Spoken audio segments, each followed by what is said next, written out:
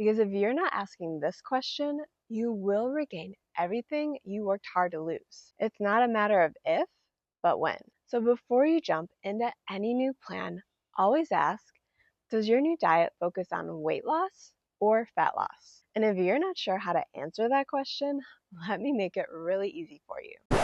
If you're here because you can't figure out how to make this whole weight loss thing stick, you're not alone. But here's the part that might make you want to throw your hands up and binge on everything you've been restricting. Losing weight isn't the hard part. Keeping it off is. And the reason 90% of dieters regain what they lose is because they're focused on quick weight loss instead of fat loss. Even though those might sound the same, I promise you they're not even close. Like, not even in the same ballpark. And while we're on the subject of ballparks, of course I'm talking about Wrigley. Because even when the Cubs suck, nothing beats Wrigley Field in the summer, which definitely contributed to my constant weight struggles in my 20s. But after finally realizing that all you can eat hot dogs and getting sloshed at 2 p.m. probably wasn't helping, I did finally figure out a way to drop 50 pounds and actually keep it off. But if you're still stuck in the cycle of diet after diet, this video will show you the 5 questions you need to ask before starting any new plan.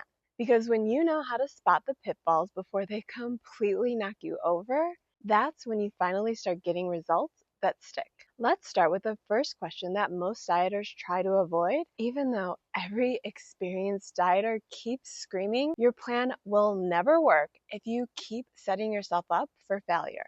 Let's be honest. When most of us start a diet, we go all in. You're cutting carbs, slashing calories, and intermittent fasting like your metabolism's on trial.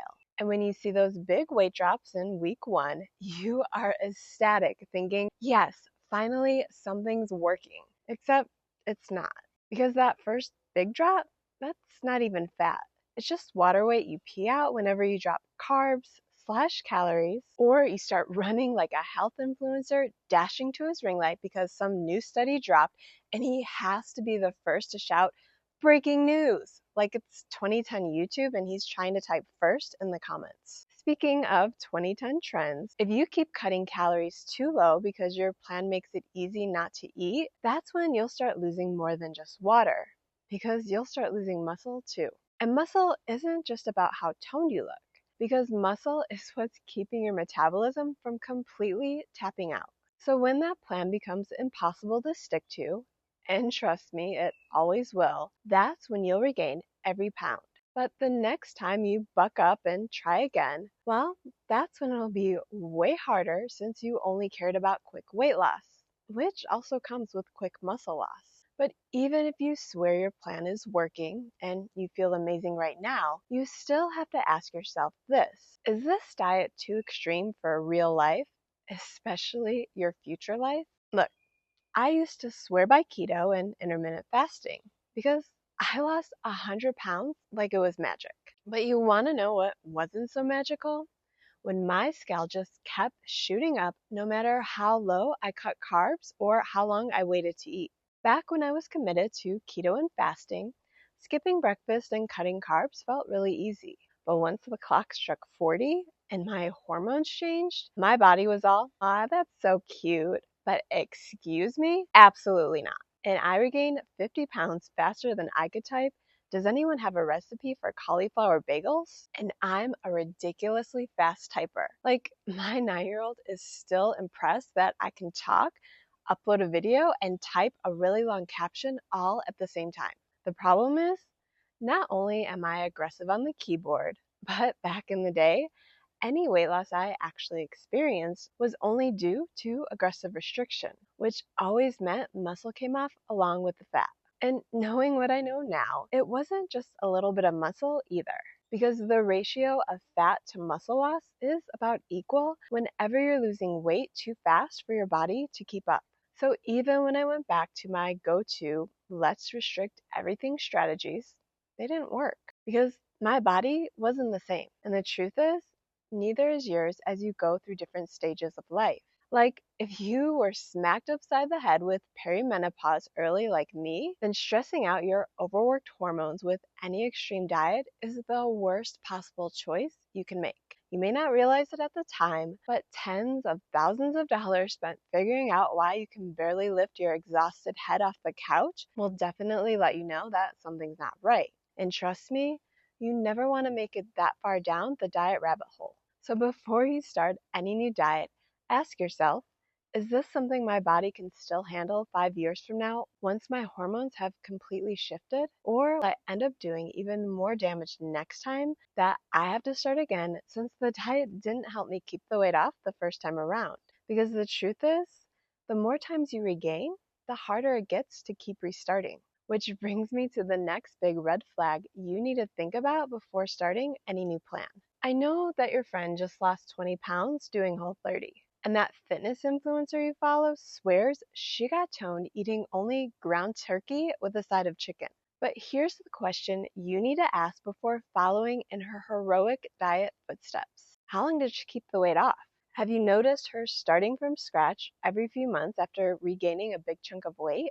Because any plan that only works short term isn't a plan that actually works. And if your results come with a return label, then that's not a win. It's a trap. Because every time you repeat that same cycle, you lose more muscle, your metabolism slows down, and you end up having to restrict even harder next time. So don't follow a plan just because someone else dropped a bunch of weight quickly. Take your time to ask yourself what really happens after the before and after photo she's posting all over social media. But even if the plan seems promising and like something you can do, there's another deal breaker most people overlook. Because most dieters never stop to ask themselves, is this diet easy to follow in the real world? Because that's where we all have to live, the real world. Sure, it might feel easy to cut every last carb when you're hiding out in your kitchen all week. But what happens when your friends want to meet up at that Italian place that serves nothing but carbs on top of carbs? Or during the holidays when Aunt Susie isn't taking time to prepare low carb casseroles just because you're on a diet? Of course, any fat loss plan will require sacrifice, but your plan also has to be flexible enough to work around your life. And unless you're a full-time hermit who never plans to leave the house, that life includes parties, dinners, and random last-minute pizza nights you didn't plan for. But if your only strategy is to cut out all sugar, then you're not just avoiding the cookies. You're even skipping healthy options like fruit bowls, veggie trays, and all of the other real food that makes it easy to stay on track in the real world. Plus, eating more real food, yes, even the kinds that naturally contain sugar, will help you finally figure out this last question you need to ask before committing to any new diet. Because if you're not asking this question, you will regain everything you worked hard to lose. It's not a matter of if, but when. So before you jump into any new plan, always ask, does your new diet focus on weight loss or fat loss? And if you're not sure how to answer that question, let me make it really easy for you. If your plan includes plenty of protein, a moderate calorie deficit, and encourages strength training in order to build muscle, that's a fat loss plan. But if your plan cuts out entire food groups, bans everything you love, and even makes you swear off whole foods like potatoes, veggies, or fruit, or else it doesn't work, that's a weight loss plan. And those plans aren't the same because quick weight loss plans don't teach you anything useful for actually keeping the weight off. So whenever you come across any plan that promises quick weight loss instead of slow and steady fat loss, that's not a plan that's even worth a second glance. If these 5 questions left you even more confused than before starting, watch this video next. I'll show you exactly how I used everything we just talked about to drop 50 pounds after 40.